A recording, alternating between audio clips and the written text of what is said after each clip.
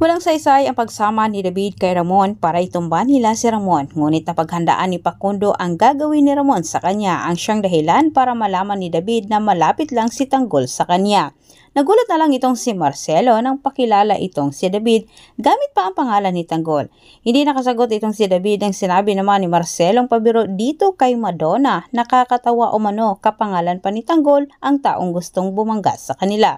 Dito na napaisip itong si David na maring katrabaho o mano si Tanggol sa kumakalaban ngayon kay Ramon. Sa puntong ito nalaman ni David na si Facundo nga ang kumakalaban kay Ramon, ngunit hindi rin niya masabi-sabi kay Ramon sapagkat nakadikit ang pangalan ni Tanggol. Malagay umano sa alanganin ang kanyang pagpapanggap, lalo pat hindi pa niya nakuha ang lahat.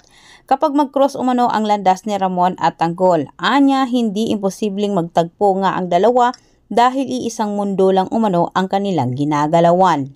Samantala sa kabilang banda, naiparating na nga ni Madonna kay Facundo ang nangyari sa lakad nilang dalawa ni Marcelo at sinabi nito na nakilala na umano niya ang isa sa kumakalaban sa kanila, Jesus Montenegro umano. Dagdag na sinabi ni Madonna na posibleng si Don Facundo umano ang target nila Ramon Montenegro.